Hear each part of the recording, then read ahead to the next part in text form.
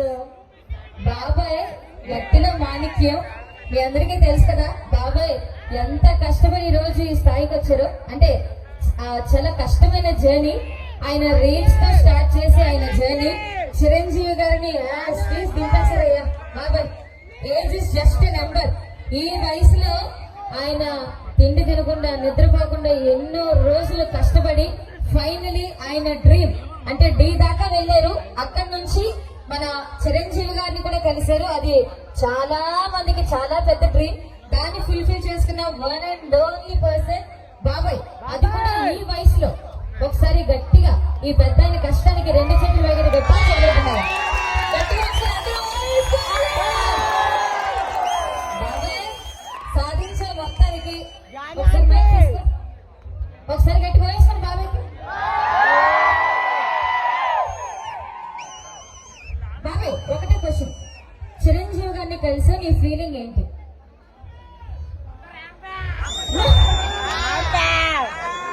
చిరంజీవి గారిని కలిసిన తర్వాత అదే తాను మున్నా పోయిన ఒకటే అనుకున్నాను. నా హార్ట్ అయినా ఈరోజు ఇంత ప్రోగ్రామ్స్ చేస్తున్నానంటే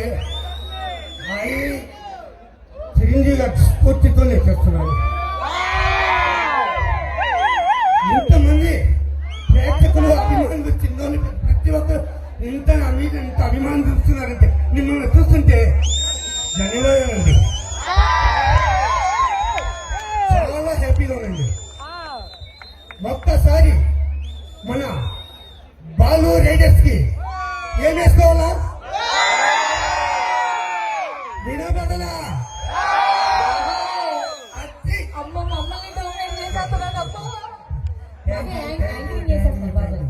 బాబాయ్ ఒకటి మాత్రం నిజం, ఈ ఏజ్ లో మాకే ఒక సాంగ్ వేయగానే హార్ట్ బీట్ చాలా గట్టిగా రైజ్ అవుతుంది, ఆవేశం వస్తుంది, వెంటనే వెనక్కి వెళ్తాం, వాటర్ తాగుతాం. ఈ వయసులో మీరు ఎక్కడ ఆగకుండా నాన్ స్టాప్ గా ఎన్ని పాటలు చేస్తారు ఈ రోజు మీరే చూడాలి. అప్పట్లో ఇప్పుడు రకరకాల ఫుడ్ అయిపోయింది. నాకు ఊహ తెలిసినప్పటి నుంచి రాత్రి మిగిలిన అన్నాన్ని తెల్లట్టు పెరుగు పోసుకొని కలుపుకొని తాగుతా. దాంట్లో ఉండే బలం తింటలేదు. తాగుతానండి నేను. సూపర్ బాబాయ్ ఫుడ్ మొత్తం అన్ని చెప్పేది ఇప్పుడు అందరు ఫోన్ అయిపోతారు. ఇప్పుడు రెడీ ఉంటారే నెక్స్ట్ అందరూ ఒక వేసుకోండి. చేసి మా యాంకరింగ్ పేమెంట్ కూడా తీసేసుకోను. అమ్మ నెక్స్ట్ తప్పురా. థ్యాంక్ యూ బాబాయ్, వి ఆల్ లవ్ యూ.